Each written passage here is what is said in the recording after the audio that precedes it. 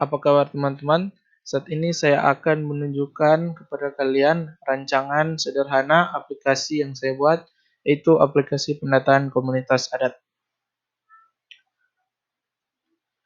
Yang pertama, aplikasi ini bertujuan untuk membantu proses kerja pendataan komunitas adat yang di dalam aplikasi ini mengimplementasikan fitur-fitur pendukung kerja pendataan seperti fitur pengukur titik koordinat yang terintegrasi secara online, namun juga bisa digunakan dalam keadaan offline atau tanpa jaringan internet.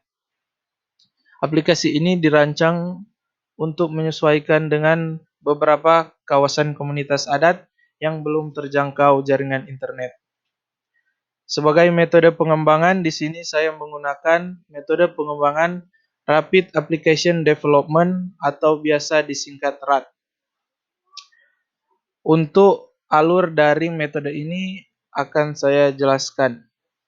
Yang pertama, requirements planning, di mana developer akan membuat suatu strategi untuk proyek agar nantinya tidak terjadi miskomunikasi bersama tim sekaligus menghindari kesalahan dan kerugian nantinya. Kemudian pada user design di sini dari pihak developer akan membuat suatu prototype yang akan diberikan kepada klien.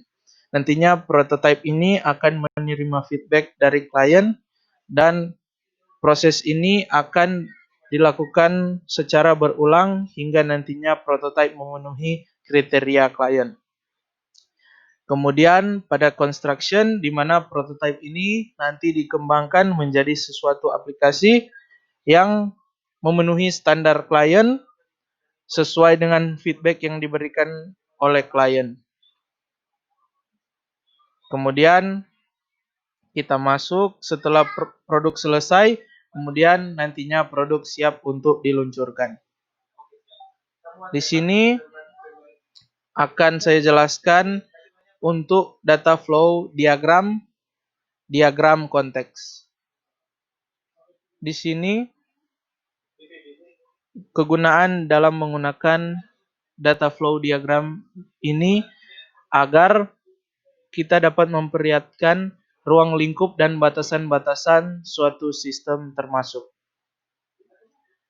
Di sini untuk admin menggambarkan entitas dan untuk bentuk oval menggambarkan proses. Di mana dalam aliran data ini saya menggambarkan admin akan melakukan kelola data pada aplikasi pendataan komunitas. Selanjutnya admin dapat menerima data berbentuk laporan dari aplikasi pendataan komunitas adat. Kemudian kita masuk untuk data flow diagram level 1. Di sini ada komponen baru yaitu komponen penyimpanan. Di sini data komunitas adat yang digambarkan dengan dua garis di atas dan di bawah. Di sini yang pertama user akan masuk pada proses login, di mana user harus memasukkan username dan password. Kemudian jika hak akses diterima, user akan masuk sebagai admin.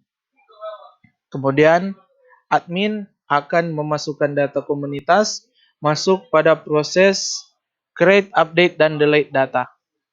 Setelah melakukan create atau update atau delete data, admin kemudian masuk data akan masuk ke dalam penyimpanan data komunitas adat. Data kemudian akan diproses pada proses yang ketiga, yaitu menampilkan data. Sehingga data yang telah di-store ke dalam penyimpanan ini dapat kita lihat pada proses yang ketiga. Kemudian kita masuk pada UML atau Unified Modeling Language Diagram Use Case.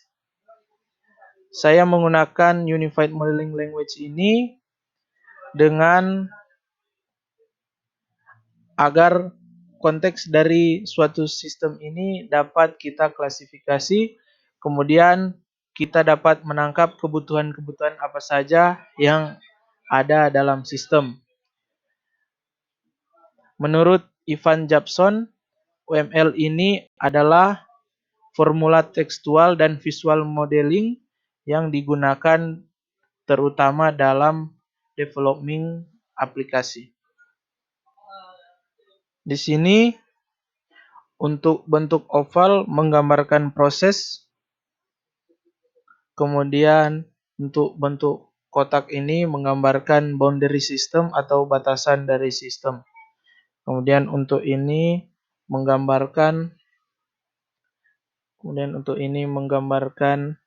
communication link, yaitu bentuk komunikasi antar aktor dan proses.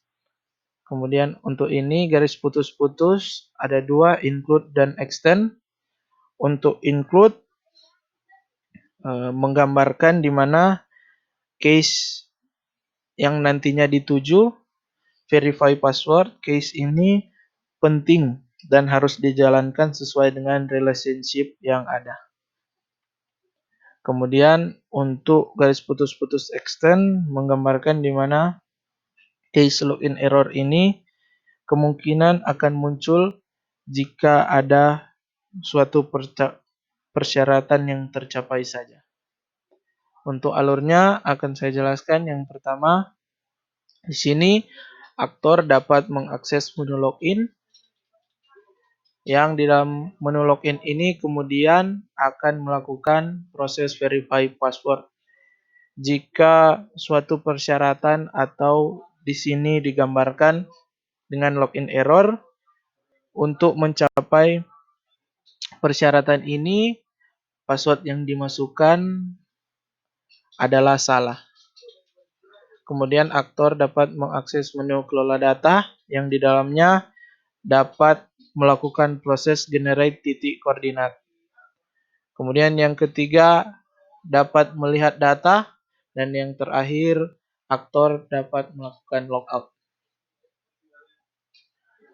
Kemudian untuk activity diagramnya, di sini ada beberapa komponen. Yang pertama, initial state yang menggambarkan awal aliran aktivitas. Kemudian di sini ada activity yang menggambarkan aktivitas yang dilakukan dalam suatu aliran. Kemudian di sini ada transition yang berguna untuk menghubungkan antar komponen. Kemudian di sini ada komponen decision yang menggambarkan pilihan atau kondisi bercabang. Dan yang terakhir ada final state menggambarkan berakhirnya suatu aliran aktivitas. Pada activity diagram ini, saat aplikasi dijalankan akan terjadi proses login. Kemudian setelah login berhasil akan masuk ke main menu. Dari main menu ini akan dihadapkan kepada aktivitas percabangan, di mana terdapat dua pilihan, yaitu buat dan lihat data. Jika user memilih buat data, user akan diarahkan ke menu kelola data. Jika user memilih lihat data, user akan diarahkan ke menu tampilkan data. Kemudian setelah sampai di menu tampilkan data, user kemudian masuk lagi kepada kondisi percabangan, di mana akan diberitahukan apakah user akan keluar dari aplikasi atau tidak. Jika user memilih no, maka user akan dikembalikan ke main menu.